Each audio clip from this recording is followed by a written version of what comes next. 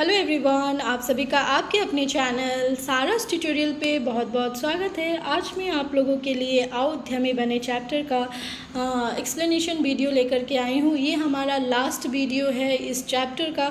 इससे पहले मैंने 4 वीडियो अपलोड कर दिया है, अगर आपने उसे नहीं देखा है तो प्लीज़ देखिए।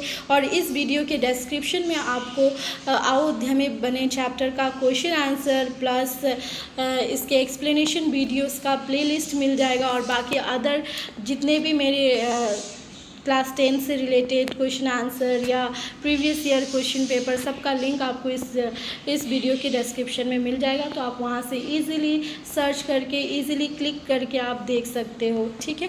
इसके अलावा आप लोगों को कोई भी हेल्प चाहिए तो प्लीज़ कमेंट सेक्शन में कमेंट कीजिएगा और चैनल के साथ बने रहिएगा। तो चलिए आज का हमारा ये वीडियो स्टार्ट करते हैं और देखते हैं आगे इस चैप्टर में क्या क्या हुआ।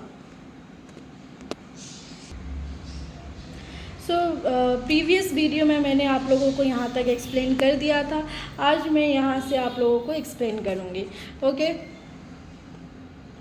तो यहाँ देखिए, जो गुरुजी है, गुरुजी से एक स्टूडेंट पूछती है, उद्यमी बनने की चाहत रखने वाले व्यक्तियों के लिए प्रशिक्षण की कोई व्यवस्था है या है क्या? निशा मणि ने पूछा। तो एक क्लास 10 की ही एक छात्रा है जिन्होंने अपने टीचर से पूछा कि उद्यमी बनने की जो चाहत रखते हैं उन व्यक्तियों के लिए कोई प्रशिक्षण की कोई व्यवस्था है, कोई ट्रेनिंग की व्यवस्था है कि उनको प्रॉपर ट्रेनिंग दिया जाए ताकि वो अच्छे से अपने सपने को पूरा कर सके, ठीक है। तो टीचर ने उत्तर दिया, ज़रूर है।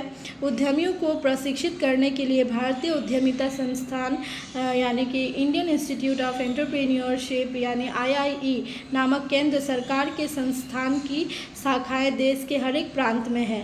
साथ ही स्टार्टअप इंडिया योजना के जरिए उद्यमियों को शुरुआती पूंजी तकनीकी मदद देने के साथ साथ प्रशिक्षण की व्यवस्था भी है। तो सर ने उन लोगों को कहा कि जी हाँ, ज़रूर है। जो हमारे भारतीय उद्यमिता संस्थान है उसके जरिए, उसके नामक केंद्र सरकार के संस्थान, मतलब ये गवर्नमेंट के थ्रू बनाया गया संस्थान है जो देश के हर एक प्रांत में है, जहाँ पर मतलब जो उद्यमी बनना चाहते हैं उनको प्रॉपर ट्रेनिंग, प्रॉपर गाइडेंस भी दिया जाता है। साथ ही सरकार की स्टार्टअप इंडिया योजना भी है जिसके जरिए उद्यमियों को स्टार्टिंग पूंजी भी दिया जाता है, स्टार्टिंग कैपिटल भी दिया जाता है और टेक्निकल सपोर्ट भी दिया जाता है और प्रशिक्षण की व्यवस्था भी दी जाती है, ठीक है, ताकि उनका जो सपना है वो उस वे में प्रॉपर गाइडेंस से, प्रॉपर ट्रेनिंग से आगे बढ़ सके, ठीक है। आगे देखते हैं। इन दिनों सरकार ने स्वनिर्भर बनाने की चाहत रखने वाले युवक युवतियों के लिए विविध योजनाएं भी शुरू की है। तो इन दिनों सरकार ने वैसे युवक यूथ्स के लिए जो स्वनिर्भर बनना चाहते हैं, इंडिपेंडेंट बनना चाहते हैं, खुद कोई बिजनेस, कोई नौकरी नहीं करना चाहते हैं, खुद के ऊपर निर्भर रहना चाहते हैं, खुद कुछ करना चाहते हैं, ऐसे लोगों के लिए कुछ नई योजनाओं की शुरुआत की है। फॉर एन एग्जाम्पल, उदाहरण के तौर पर मुद्रा ऋण योजना, ठीक है। तो ये क्या है? मुद्रा ऋण योजना है, ठीक है। ऋण मतलब लोन, ठीक है। मुद्रा लोन योजना है। इस योजना के जरिए बिना पूंजी के भी कोई एक उद्यमी अपना व्यवसाय आरंभ कर सकता है। तो इस योजना के तहत कोई उद्यमी बिना पैसे के भी अपना बिजनेस स्टार्ट कर सकता है, क्योंकि बैंक से उनको क्या मिलती है? लोन मिलती है। सरकार ने वैसे लोगों के लिए इस योजना के जरिए बिना किसी गिरवी या मॉर्गेज के ही कम ब्याज पर बैंक से ऋण उपलब्ध कराने की व्यवस्था की है। तो वैसे लोग जिनके पास कैपिटल नहीं है उनके लिए सरकार ने ये योजना स्टार्ट की है, जिसके तहत उनको ना कुछ गिरवी रखना है और ना मॉर्गेज, बहुत ही चीप इंटरेस्ट पे उनको क्या मिल जा रहा है? बैंक से लोन मिल जा रहा है, जिससे वो अपना व्यवसाय स्टार्ट कर सकते हैं। इस योजना की मदद से कई उद्यमी युवक युवतियों ने प्रगति भी की है और इस योजना से बहुत लोगों को फ़ायदा भी मिला है।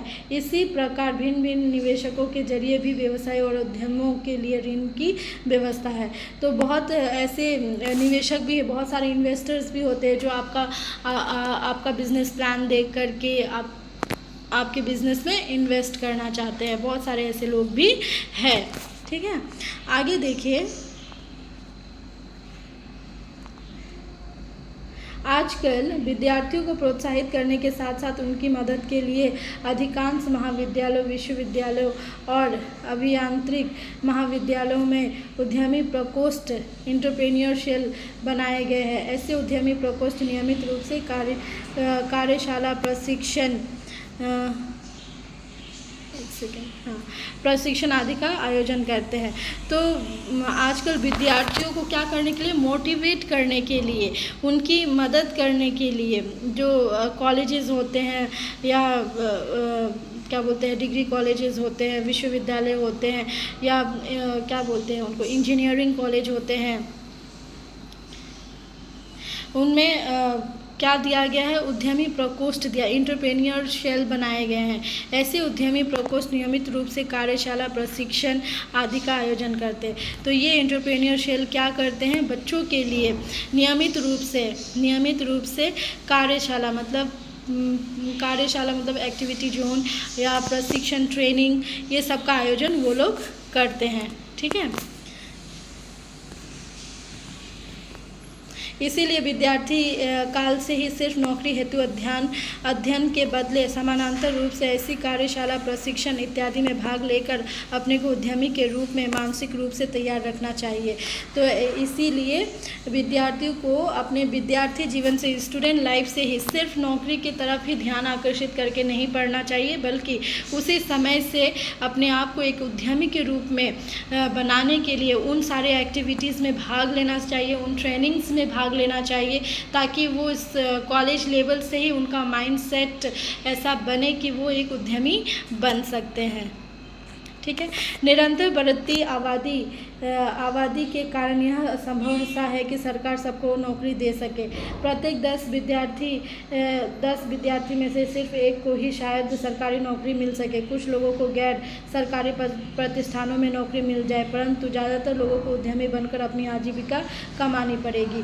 ठीक है, तो जैसे कि एज वी नो हमारे कंट्री का जो पॉपुलेशन है डे बाई डे बढ़ते ही जा रहा है, तो इतनी बढ़ती आबादी में सबको गवर्नमेंट सर्विस मिलेगी इसकी कोई गारंटी नहीं है। प्रत्येक 10 बच्चों में सिर्फ एक को ही गवर्नमेंट सर्विस मिलती है और कुछ लोगों को प्राइवेट कंपनियां नौकरी देती है। तो जो बाकी बच गए वो क्या करेंगे, उनको तो व्यवसाय ही करना पड़ेगा, खुद को एक एंटरप्रेन्योर के तौर पे ही बनाना पड़ेगा, क्योंकि आजकल जो गवर्नमेंट सर्विस है उसमें भी बहुत कंपटीशन बढ़ गया है।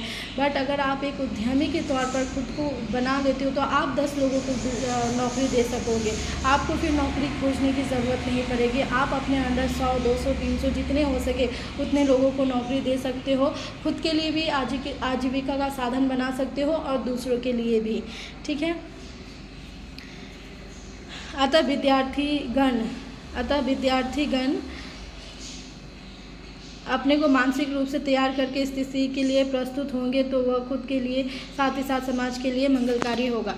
इसीलिए जो परिस्थिति है उसके हिसाब से अगर आप कॉलेज लाइफ से ही, स्टूडेंट लाइफ से ही आप इन चीज़ों को समझ लोगे कि आगे जा कर के कंपटीशन बहुत ज़्यादा है नौकरी के सेक्टर में, तो आप खुद को एक एंटरप्रेन्योर के तौर पे देख सकते हो और उसी क्षेत्र में आप आगे बढ़ सकते हो। किसी एक स्किल को डेवलप कर लो और उस स्किल के जरिए ही अपने बिजनेस को आगे बढ़ाओ, उससे ही रिलेटेड कोई बिजनेस प्लान बनाओ, ताकि आप खुद के लिए तो होगा ही, साथ ही साथ समाज के लिए भी एक क्या होगा, मंगलकारी होगा। अगर आप एक बिजनेस स्टार्ट करते हो और उसके अंडर आप 100 लोगों को रोजगार देते हो, तो इससे आप क्या कर रहे हो, समाज का भी क्या कर रहे हो, कल्याण कर रहे हो, लोगों को रोजगार दे रहे हो। ठीक है, तो सिर्फ आपको क्या नौकरी के ऊपर फोकस नहीं करना है, आपको स्कूल लाइफ से ही, स्टूडेंट लाइफ से ही आपको क्या करना है, एक स्किल अपने अंदर डेवलप करनी है और आगे उस स्किल का फ़ायदा उठा करके आप कैसे एक बिजनेस प्लान बना सकते हो उस पर फोकस करना है। ठीक है, तो चलिए गाइस, इस वीडियो में इतना ही। ये हमारा लास्ट पोर्शन था इस चैप्टर का। आई होप ये चैप्टर आपको समझ में आया होगा। कुछ भी डाउट रहता है तो प्लीज़ कमेंट सेक्शन में कमेंट कीजिएगा, मैं ट्राई करूँगी आपके सारे कमेंट्स का रिप्लाई करने का। तो चलिए, तब तक के लिए बाय, टेक केयर।